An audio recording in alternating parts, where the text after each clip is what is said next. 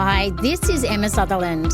Join us on FX Medicine next week, where I'll be talking to Dr. Douglas Jones about the treatment of food allergies. Subscribe to us on your favourite podcast app and follow us on social media to make sure you never miss an episode.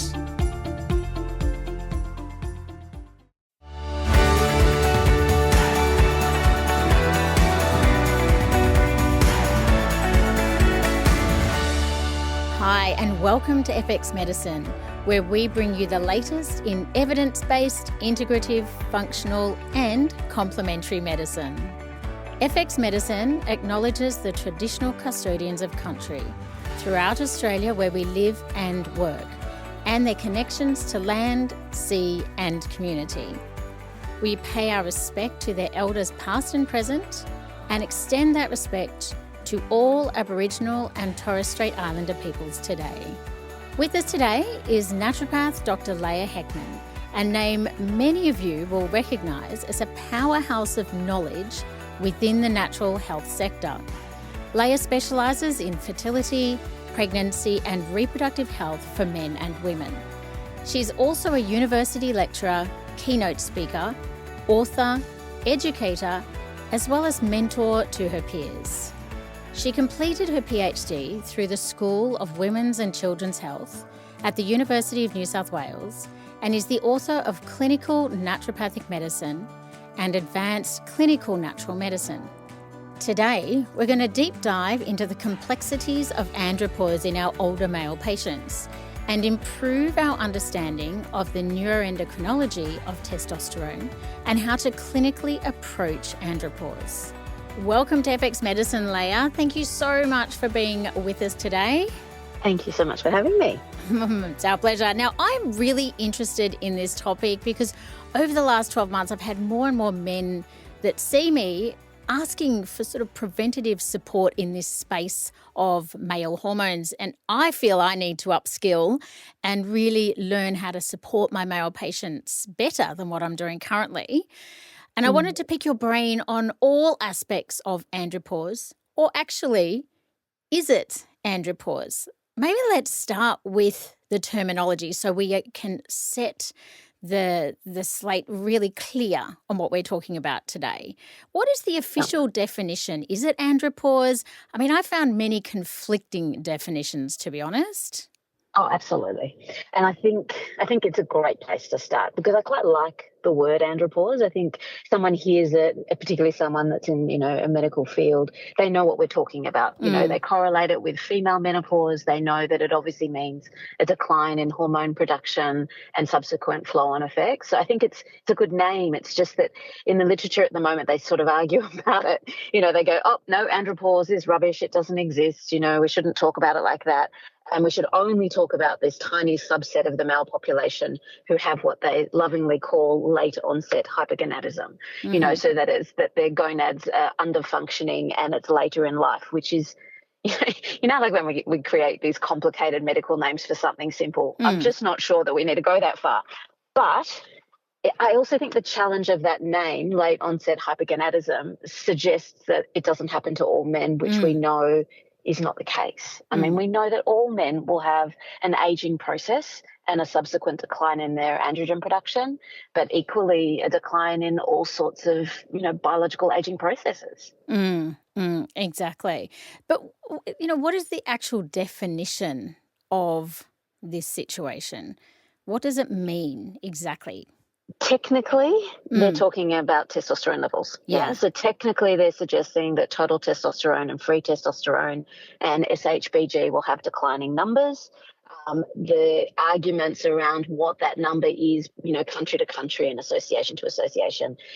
In Australia, for example, less than 10 for a total testosterone is indicative of underfunctioning testosterone production, so low androgens. But country to country, there's some specificities there. But look, I mean, fundamentally, are you looking at this concept of andropause, which is much more holistic and incorporates the aging process, or are you just looking at low testosterone? And I think, like with women, for so long they looked at menopause and said it's just low estrogen. I think we need to be having the conversation about men and go, it's not just low testosterone, So I think we need to start talking about the intricacies of it, which is why I think our chat's really good. I'm looking forward to it. Yeah, and I think technically late onset hypogonadism is the term, but then the concept of andropause broadens that reach to incorporate everything that happens as men age. But can you talk us through testosterone production and then how aging impacts this? This is where it gets really fun for me because I'm a research geek. So there's some new papers that have been coming out lately, and we're starting to develop a few theories that I think are really quite interesting. So I think where we're at with men and male reproductive function, and no disrespect to men, it's just looking at it from a medical research perspective, our understanding of male fertility is sort of about 20 years behind women because it was always around male fertility that if you produce sperm, you were fertile. We didn't look any further. Now we realize that there's all these other endocrinological processes, there's, mechanisms of sperm production, hormone production, et cetera, and we're starting to understand the intricacies with it. And there's a couple of papers that have come out in, let's say, the last 2 years that specifically are looking at this. And one group headed by, I think the name is NIE, N-I-E, in 22, and I'll give you some details of some of these papers. And they're starting to talk about the concept of the testicular niche and the differentiation between the function of Sertoli cells versus Leydig cells. So Sertoli cells within the testes are what produce sperm, and Leydig cells are what produce testosterone. And what they're finding as they're diving into the research and they're looking at it and correlating age and, reduction of testosterone production and all these sorts of things is that they're realizing that actually Leydig cell number is actually declining, not testosterone production. And so now we're starting to realize that Leydig cells are probably more similar to female oocytes in the sense that the oocyte number declines, the Leydig cell number declines. And so that's why the production of hormones actually declines rather than that they have an inability to produce the hormone itself. Okay, so is there a reduction in the function of the Leydig cells or the number No, just only? number. But bear in mind that that's 2024. And we might find in 5 years, 10 years' time that we actually start to understand Leydig cells even more intricately, and we start to actually look at their production similarly to an oocyte production, and we start to see cellular changes. But no one's been that interested in it, if we're really frank. So now they're getting really interested in it, and they're looking at age-related dysregulation of the process. So it started as an interest in, well, why are men having lower sperm counts as they're getting older? And now they're realizing, well, there's a Sertoli piece and there's actually a Leydig piece and what is happening in the testis itself. So functionally, the testis is aging. And so within that, the cells are changing. Okay. Does that make sense? It does. It's actually really brilliant, fascinating. though, isn't it? And I'm also wondering around the age-related changes from a vascular perspective. Oh, God, yes. I mean, the vascular stuff, I think we've got some really beautiful information out there in the context of older male, erectile dysfunction. Everyone's seeing the flag for that, indicating look at vascular and cardiovascular health, But when we're looking at the aging process, the male aging process is fascinating because the way the male body ages is very different to the female aging process in some ways. The vascular system almost becomes like the roadmap of how every single system, every single cell in the body starts aging. And it starts with the vascular decline. And you can usually pick it in men even in their late teens if they're going to be a candidate for vascular dysfunction and the severity of it based on a whole host of different things. But you start to see warning signs quite early and really important to pick it up in men. And what kind of warning signs are you talking about? Sexual dysfunction signs, definitely. But even, things like Raynaud's, migraines, headaches, poor vascular tone, poor cardiovascular fitness, using things like HRV tracking to look at heart recovery in the variability within a 24-hour time period, looking at all of the endocrinology that influences the vascular system. Mm-hmm. So whether or not there's a high BMI, whether or not they're metabolically unhealthy, whether or not there's a lot of visceral fat, whether or not they don't sleep enough and they do too much shift work. Like all of those other hormone bits affect the vascular system in men so dramatically. I think we've underestimated it for a really long time. Yeah. And I know we're going to dive into some of those things and dig a bit deeper. On the surface level, when you're looking at the research and you're looking at this andropause picture, you get all the classic symptoms like low energy, depression, difficulty losing weight, low motivation, low libido, erectile dysfunction. Any other sort of white flags that you would pick up on? Let's say a 50-year-old, 40, 50-year-old. I think it's important that we're honest and we really look at aesthetic aspects, not from an aesthetic interpretation, but more from how early is their hair graying? How quickly are they losing collagen? How quickly is their, hip to waist ratio changing and that abdominal adiposity changing? Men have, quite distinct skin changes really early. The eye color changes really early, but the brain stuff is just remarkable, both from a cognitive, memory, sleep, emotional, psychological aspect. Anxiety peaks in 50-year-old men, sense of purpose, sense of, like the ability to have dopamine surges changes. It's so rapid and so subtle at the beginning. And you just find these 50-year-old men and they're kind of like, oh, this is just aging. Yes. And they just sort of accept it. Some men, it's really fascinating. But they're aware that they're just not as, one of my patients said to me, I'm not as powerful as I used to be. And I went, yeah, that's testosterone for you. Yes, that's one word that really sums it up, doesn't it? Yeah, yeah. Are there any biomarkers that you look at to assess for andropause? And if so, what are they? How do you use them? I'm a big advocate of hormone testing in all delivery systems. So for my men, I do Dutch analyses on them so that I can understand their conversion of their hormones, particularly how they're converting their estrogens and they're metabolizing it, like all that sort of aspect. But, a Dutch helps you understand what the testosterone is doing, DHT levels. Is it actually getting some testosterone from DHEA? Is there a cortisol imbalance, melatonin production? Like it gives you that thorough overview of the endocrinology. And then I do the saliva and the urine from a Dutch in combination with bloods. Okay. I'm a big advocate with men, and I certainly have conversations about this with a lot of people, but I always test progesterone. I always test estrogen. I'll always test FSH and LH. I really want to understand the full picture of the endocrinology of a male. And you can often spot early, if we call it andropause, early andropause with declining progesterone levels or absent progesterone levels. Okay. And I think that a lot of clinicians have been quite centric around testosterone and haven't really been expansive and thorough in looking at all the aspects. And then, as I always refer to it with endocrinology, the domino effect, really go deep into all the endocrinological pathways with detail, so really looking at their metabolic markers, including things like leptin and ghrelin, and insulin and HOMA and IGF-1 to get a growth hormone interpretation, like going everywhere to get a full sense, because you see a decline across the board before that testosterone does its big dive. Okay.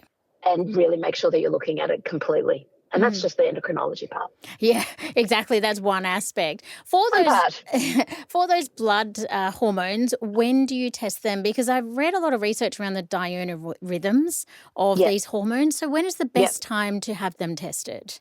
I think it depends on what you're trying to look at. And that's where I find that having the Dutch, because there's multiple times in the day, it gives me more confidence around the 24-hour window. And then if I see, like some men, what I've done is I've done the Dutch with the melatonin and the cortisol first to get a sense of what patterns happen in their body and match that with their sleep rhythms. And then I'll do their bloods accordingly. Like if I see that they're a flatline cortisol all day, it probably doesn't matter when I test their testosterone. Okay. But if there's, peaks and troughs, then it will influence it. Okay. All right. Yeah. So as always, it's individualized, but it's a good kind of insight. But usually the consensus is to try to do it first thing in the morning for everybody. Right. Okay. if you've got no other parameter. Yeah. Okay, beautiful. And then I'm curious around what the actual situation with infertility rates are and aging versus Mhm. the story that the media is telling us about this rapid global decline in sperm counts. I mean, what do you think is going on here? I'm trying to work out which way we go. So I think there's a couple of different things here. Yeah. Okay. So one of the biggest things that I sort of always highlight, this whole idea of sperm counts are declining. When you actually take a step back and you have a look at the World Health Organization guidelines and you look at the last 5 editions, there's been quite a distinct difference in interpretation. So our analysis of what is a reference range about sperm parameters is governed by this World Health Organization guideline.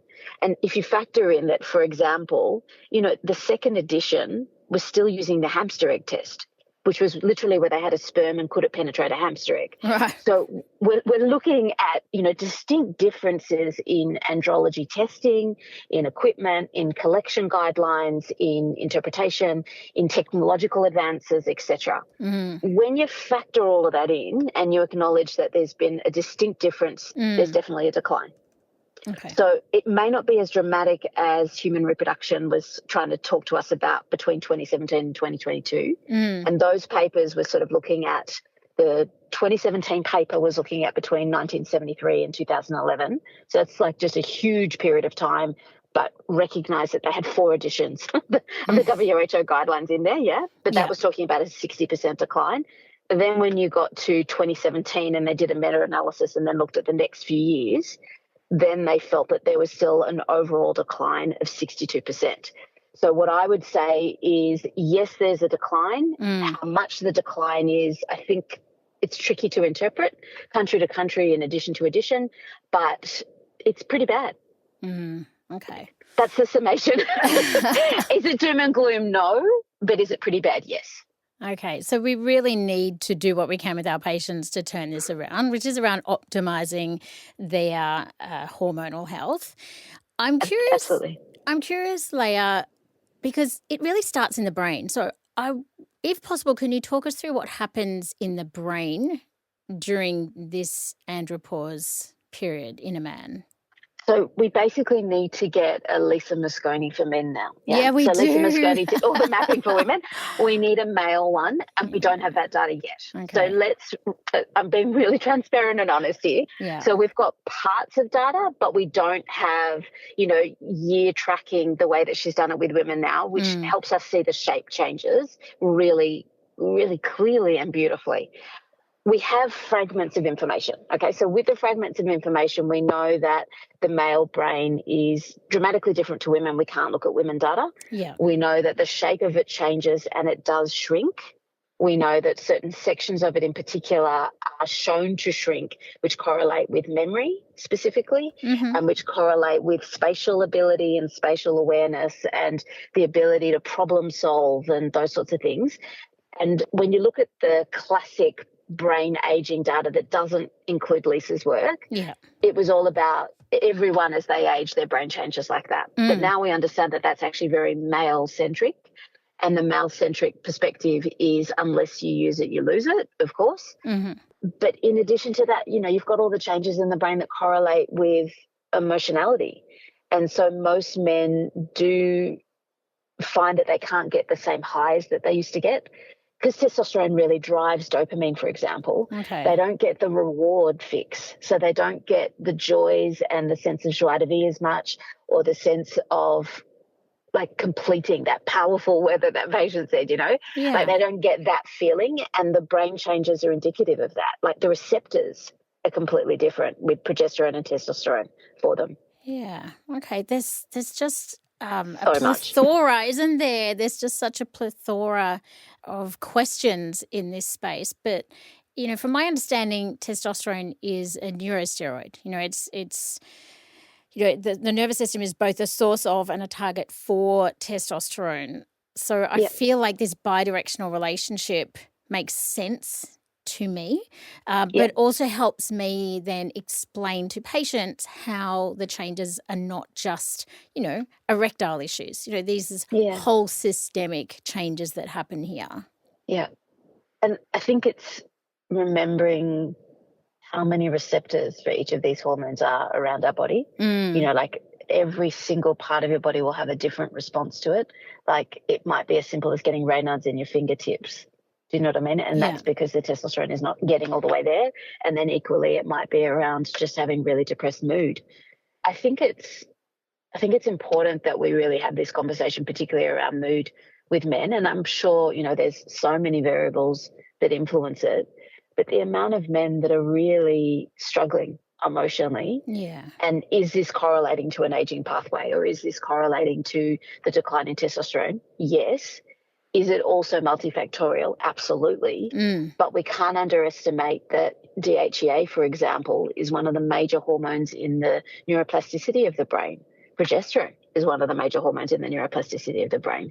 So the ability of the brain to recover itself, to rewire itself, to grow, depends on having these hormones there. It's a tough one. Yeah, it is a really tough one. And I was reading around the role of autophagy, aging, and male reproductive disorders, and I found that concept of, you know, how myelination changes as males age really fascinating. But can you just sort of tease that apart and explain that a bit more? Which bit exactly, the myelination or the autophagy piece? The autophagy and how it impacts the brain and the changes within the brain. I mean, look, David Sinclair is remarkable, I mean, his institute now, he's sort of almost getting pushed to the, is this actually achievable? But he's showing that it is. And I think that the longevity movement and the anti-aging movement is teaching us an enormous amount.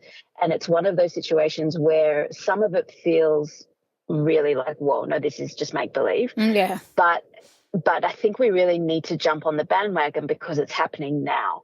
And so if you think about the Gen X population, so that's the people that are predominantly being affected by this conversation, I think women are really jumping on board it really intently, and they're transforming menopause in such a beautiful way. And I think that men need to take this, because the autophagy aspect is essentially that we have the capacity to basically delay aging or reverse it through supplementation, through various practices and strategies and different things that we can do. And the women are taking it on board, and some men are, but I don't think enough are.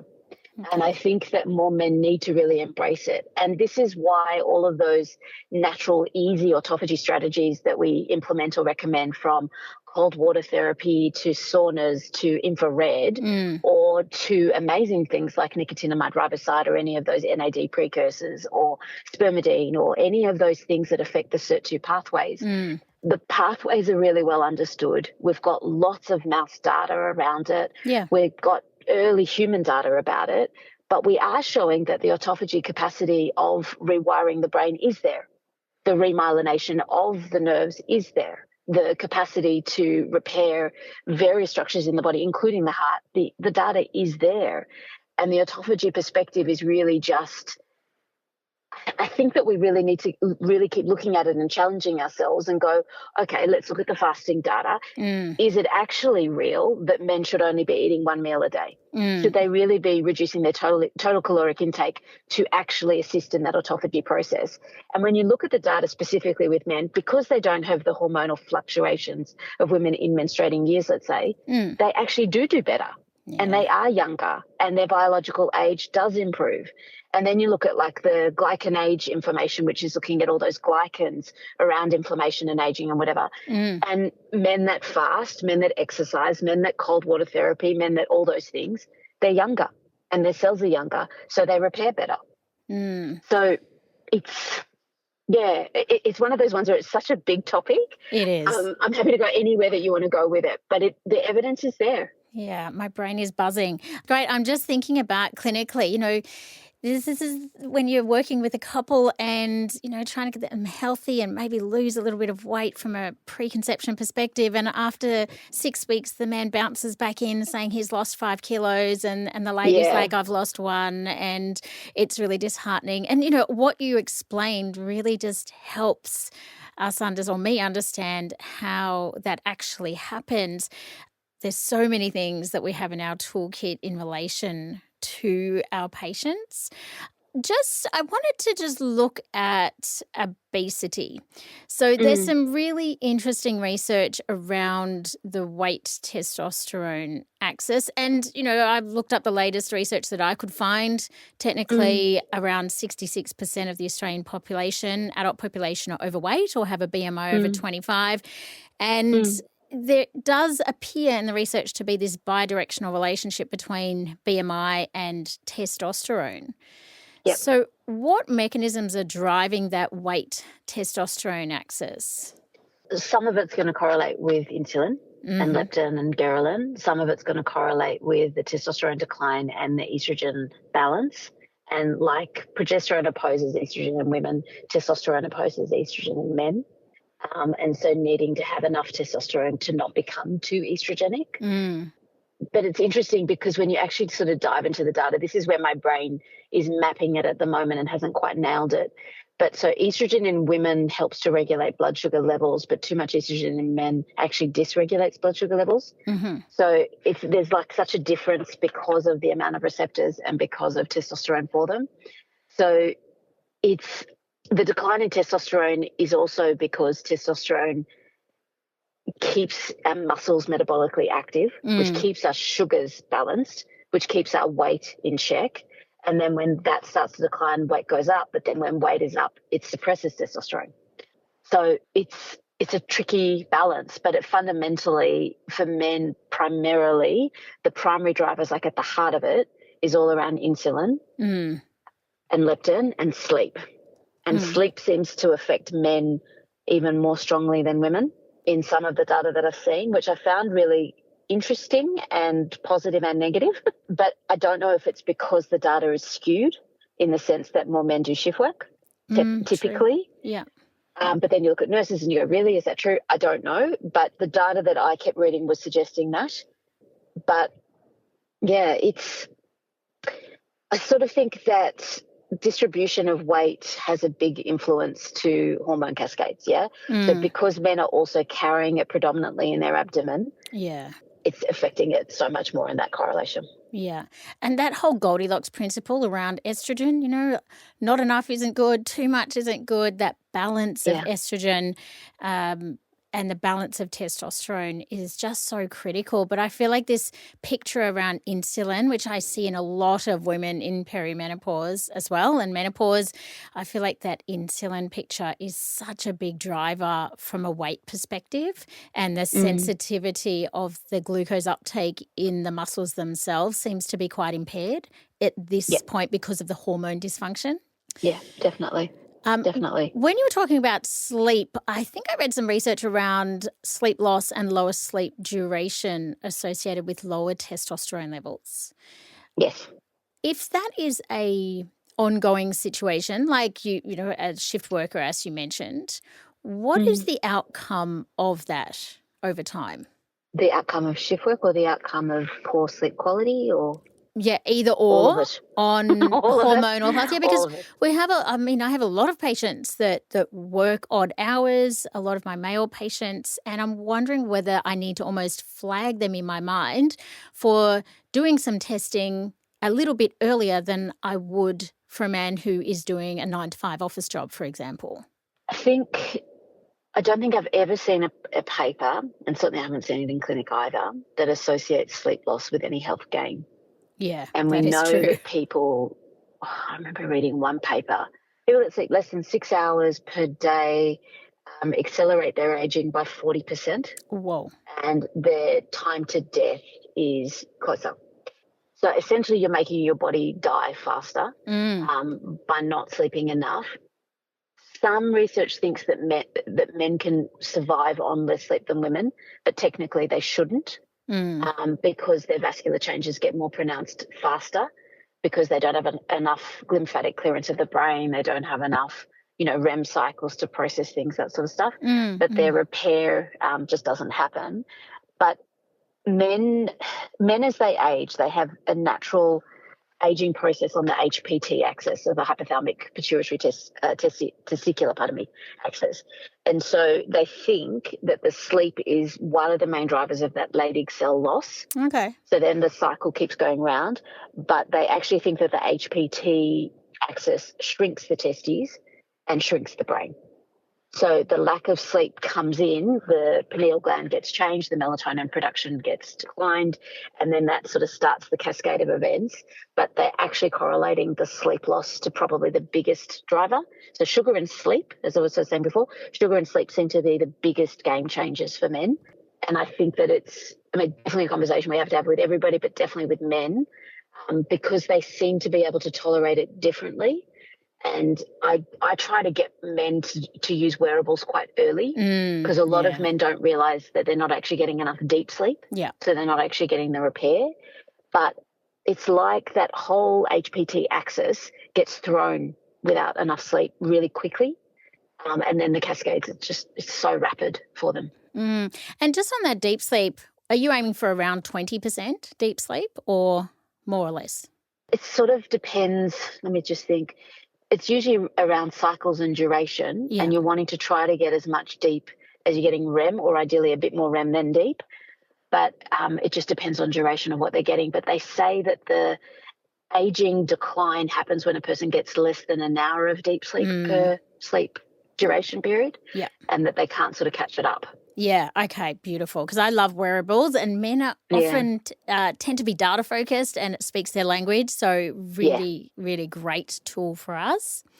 Fantastic. Leah, what about stress and the impact of stress on testosterone levels and andropause in general? So stress is not good for anyone, if we sort of think about, too much stress, It's about the basics of steroigenesis, and that if their cortisol production is too significant, then testosterone production goes down naturally, yes.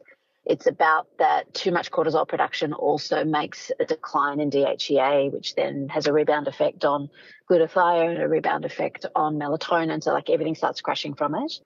But the thing with stress is the impact in the whole cycle of it, So too much stress makes them sleep poorly, makes their recovery poor, makes their brain shrink, then makes their insulin go up, then makes their sugar, they go round and round in circles. But stress and testosterone are never a good combination unless it's self-directed stress. So if it's intentional exercise stress or temperature stress, that is shown to be positive for men and testosterone. So one of the quickest ways to get testosterone up is to tell a man to have a cold shower, So a cold shower and a positive stress is good, but a negative stress is always going to have a ripple effect. And the first thing with men is testosterone and insulin and sleep.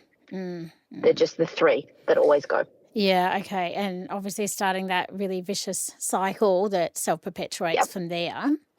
Completely. Now, what else can I pick your brains on? Prostate cancer. Now, this is an interesting one because a lot of men have some degree of prostate cancer, but they don't always die from it. So give us some insights here around andropause and prostate cancer and hormones here. I think with prostate cancer, it's a tricky one. I think we underestimate the importance of the prostate. So let's start with that. Yeah. We underestimate the importance of the prostate for longevity, for orgasm, for endorphins and enkephalin release, for seminal fluid production. We underestimate the prostate's inflammatory impact, obviously, on the urinary system. But the prostate, from a functional perspective, is so restorative to the male body. And it seems to be a magnet, obviously from a cancer cell perspective, but it seems to be a magnet for hormonal dysfunction, inflammation and inflammaging, so that aging inflammation cycle. And it disrupts so many of the other qualities. And so there were a few papers that I saw actually that sort of talk about even just prostatitis, where there's inflammation of the prostate, not just prostate cancer, and just the swelling of the environment and its impact to the Leydig cell function and to the Sertoli cell function. And so because of the close proximity and because of just the functional nature of it all, and just how that's actually causing an inflammatory process affecting the hormone production that way. But the incidence of it if there's inflammation there and it's suppressing testosterone, then all those estrogens are more impactful. Then all of the other endocrinology becomes more impactful. And the prostate itself is a bit of a magnet for environmental exposure. So the testes are definitely, a magnet for that sort of perspective as well. But the prostate, because of what the prostate tissue is made of, it seems to absorb a whole host of byproducts, toxin runoff, eliminatory stuff that should come through semen or should come through urine, seems to go and be magnetized to the prostate. And heavy metals love the prostate. Yeah. So there's all these things that will perpetuate the development of prostate cancer. And then the last piece is obviously around the microbiome and infection, because, undiagnosed prostate infections, undiagnosed testicular infections, or infections in any of the apparatus around that area, like low-grade chronic infection, does cause that inflammatory process and does cause a microbial change in the prostate, and then the prostate fluid, which then will be driving an infective prostate cancer. Right. So there's so many pathways with it. But again, I go back to what we sort of said at the very beginning, which is I think we need to understand the male body a lot more. Yeah. I think we underestimate the importance of all of these different parts of the body. And like I always speak to any males that I work with that sadly have to have their prostate removed, and we talk about what they're losing by removing the prostate and how they can gain that in other areas of their life. But most men, when they lose their prostate, their dopamine levels just crash and their depression goes up, and they just feel so, sorry for the use of the word, but they feel so impotent, in all aspects of their life. And yeah, I think we really need to look at it a little bit more closely, just how important it is for men. Yeah. And we really know so little in this space, but we've got to dig on what we do know, and I feel like this is really interesting. I read one study when researching for this on phthalates that showed a lower level of free testosterone in factory workers at a flooring company compared to age-matched controls in the construction industry. And just that one little snippet alone made me think, wow, we've got a lot of work to do in so many facets with male health. Yeah. So many. What about erectile dysfunction? This one I feel like is the poster symptom for androgen issues, but it's not quite as simple as it seems because it's so multifactorial. We know that men that have erectile dysfunction, it's like this white flag for further issues. But if a man comes in to see you and he is telling you that there are issues with erectile dysfunction, what are the sort of things that you would advise him, or how would you test for this if you were testing? I presume you just do the Dutch or your usual testing you've mentioned, but is there anything specific you would do in this space? Because it's a very sensitive area as well. Yeah, of course. I think the first thing that you have to have the conversation around with erectile dysfunction is, are they able to achieve morning erection, or is it performance-based? Yeah. And delineate between, is there a dysfunction functionally and or psychologically?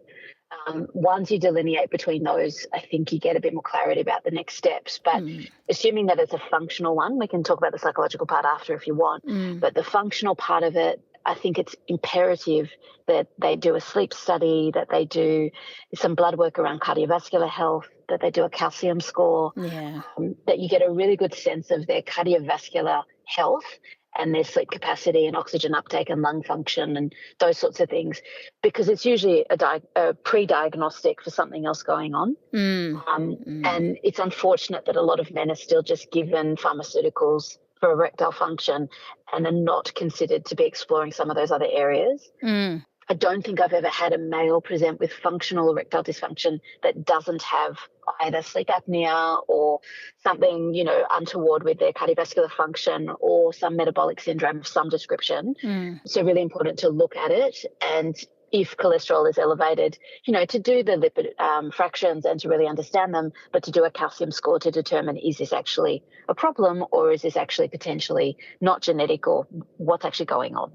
So tidy all of that up. and then get a really good sense around just vascular function. Yeah. And I think this is where functional medicine is just so powerful, because we have agents to help vascular function. Yeah. So assuming that we tick all those other boxes, we look at endocrinology and sleep and whatever, we have beautiful herbs like ginkgo, we have grapeseed extract, we have so many beautiful things, vitamin D, bioflavonoids, whatever, that make a tremendous amount of difference, because it actually helps to restore the tissue in that area. Mm-hmm. So there's so much that we can do, but as long as you tick all those other aspects, things are quite powerful. But then, if you think about the psychological part of it, there's a lot that we can do as well, and sometimes the psychology develops from emotional things or traumas, or sometimes it develops because they did have a history of vascular insufficiency, or they were overweight for a period of their life and then now believe that they'll never have erectile function. You just got to go digging and work out what's happening. Yeah. Okay, beautiful. Let's move to treatments. I wanted to have a quick look at testosterone replacement therapy, because that's often what patients are offered. What are the pros and cons of this approach? So pros and cons. Let's start with it needs to be properly prescribed through a compound pharmacy, or a proprietary product if they want to go that way, and never go on any form of testosterone therapy if you're wanting to preserve your fertility and your sperm production, because testosterone therapy suppresses sperm count. But if they are wanting to use testosterone therapy, I think there's some exceptional compound products available. And they certainly do make an enormous amount of difference for people if it's indicated, but important to understand that it is, and important to understand the full endocrinological picture before you just jump to testosterone, because it might be DHEA that they actually need, and that they have great conversion, but it's because they're aging, and that's the sort of thing that they need. But there's lots of things that we can do to support testosterone from a functional perspective that isn't necessarily a hormone. I mean, I think, the data on zinc is nothing short of astounding. Yes. And every time someone comes out with another review about zinc, you go, yes, there's even more benefit here. And I think with zinc, we really need to be conscious around, ceruloplasmin and copper status in men, the importance of copper and also the detriment of copper. And so getting the balance right and understanding, the free and bound copper perspective. Getting an understanding around iron for them so that we are achieving the optimal zinc, but also, a lot of men present in clinic with undiagnosed hemochromatosis, but also excessive ferritin for a number of different reasons, which is suppressing their zinc uptake as well. So I think to really get that holistic perspective of the triad is important. Yeah. And then we've got some beautiful herbs. I'm sure you use, in your clinic, ashwagandha, or you use tribulus, or you use damiana, or any of the other beautiful herbs that we've got. And they're all fantastic in different ways. Yes, we do have a fantastic toolkit on that side of things. Any particular favourites though? I mean, when I'm looking, I had a good dig into the research on tribulus, for example, and there's varying doses that often depends on the form of tribulus, of course, that's been used in the research, but the doses can range from sort of 250 milligrams 3 times a day up to 500 milligrams 3 times a day. But any clinical pearls around the use of tribulus? Tribulus, I find it's dependent on the form. So is it extract or capsule or other, and the quality, obviously, of what you're using. But I find that with some men, they actually do better with tribulus doses at night, and giving them a reasonably strong dose at night with cortisol supportive types of herbs. So whether or not that's rhodiola, or if it's theanine, for example, or ashwagandha, or whatever it might be. Not that theanine's a herb, but you know what I mean? Yeah. The combination of them tends to work really well when you do it that way. Okay. But if you're doing a liquid, you can certainly do it through the day, and then it's the synergy effect, and then it's the combination of different herbs and how they work together. And, there's some beautiful Chinese medicine herbs and beautiful Ayurvedic herbs that we don't do, and traditional Ayurvedic practices around preparations of what you put the herbs in and things. So I think it's really looking definitely at the individual, but looking at what that person needs. And is it that the testosterone is depleted because of aging, or depleted because of burnout, or depleted because of excessive weight? And then how you deliver it, I think, is the strategy. Yeah, and I love that sort of framework around, first of all, let's dig into why those hormone levels have declined or are where they are, rather than just presuming it's one-dimensional and that, for example, Tribulus will fix everything. Yeah. It doesn't. It Yeah. doesn't, and it's not meant to. And when you mentioned before the synergy of herbs, I think sometimes we tend to forget that, when we're looking specifically at research where they are studying one herb, for example, and the impact of that one herb, I don't think any research can effectively assess the synergistic impact of our herbal combinations. From that aspect, I mean, I would love there to be that research capacity one day. Be interesting to see if they could do it. Yes, exactly.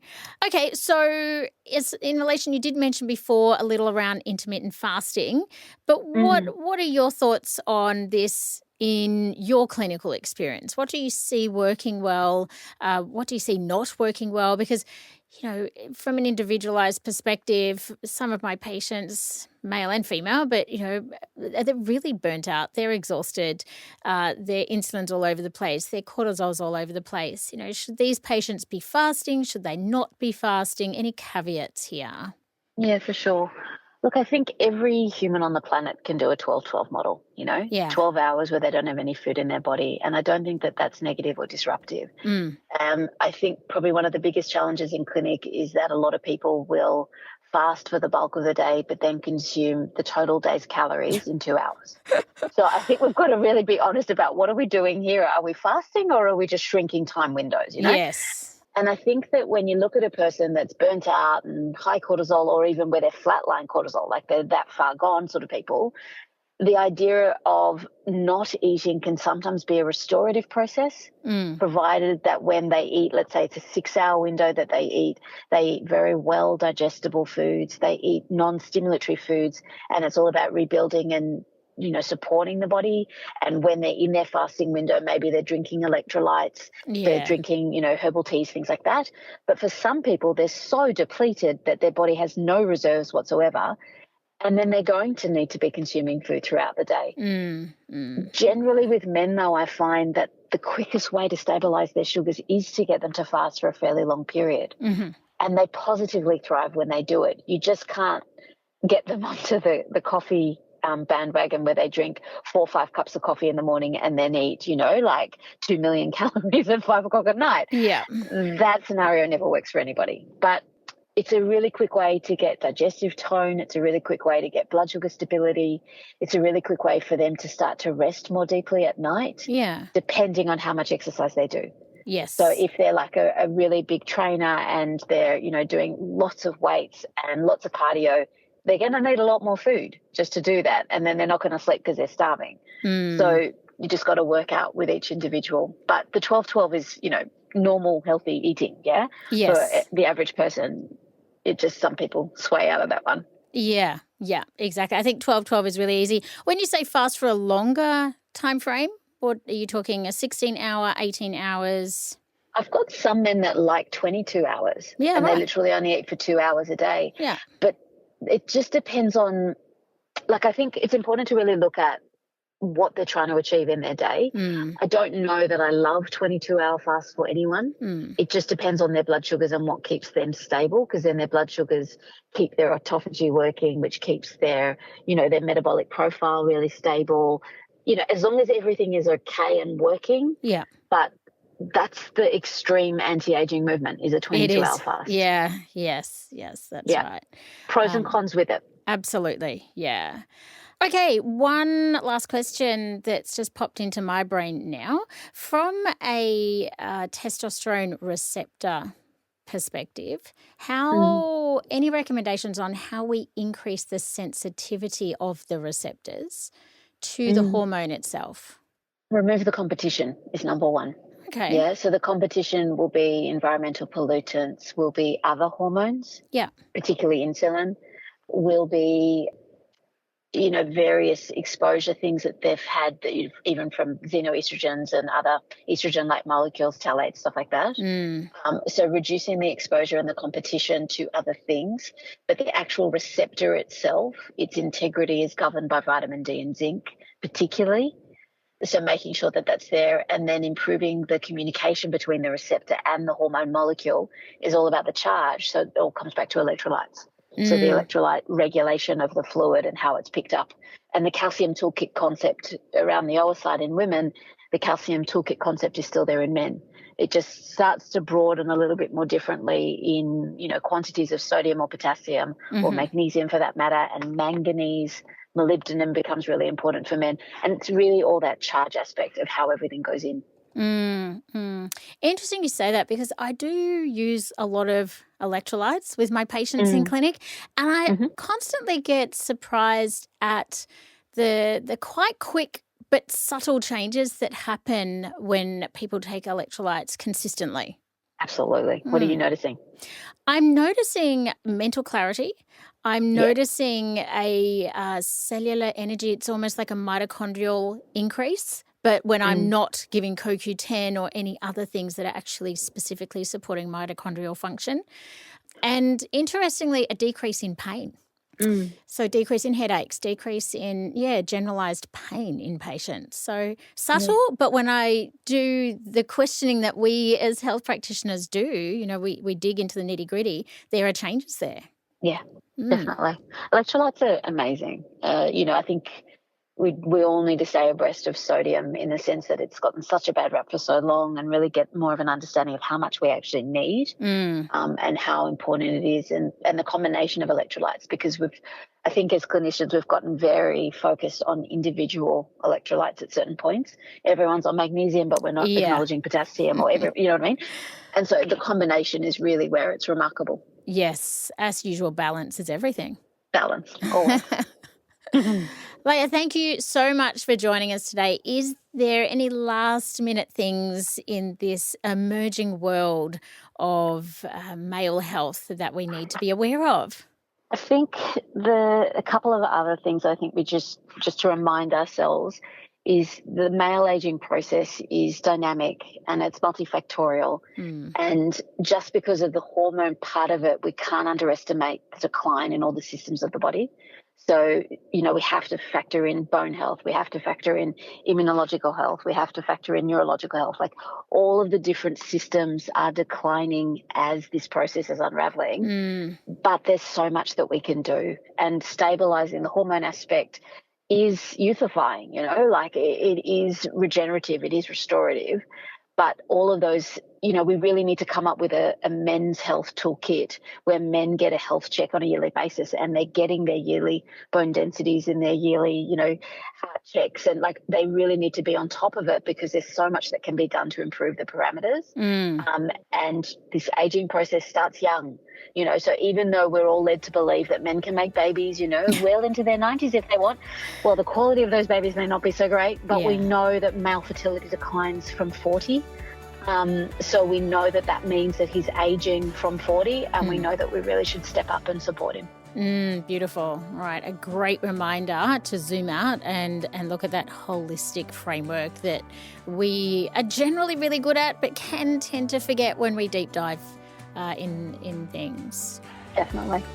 Thank you so much for joining us today, Leah. It's been an absolute delight. My brain is literally turned inside out. I don't know, it's like scrambled spaghetti. I need to take some time to just mull everything over and get it in a sequence in my brain. Beautiful. Beautiful. But thank you for having me. Oh, it's an absolute pleasure. Thank you everyone for listening today. Don't forget, you can find all the show notes, transcripts and other resources from today's episode on the FX Medicine website. I'm Emma Sutherland. Thanks for joining us. We'll see you next time.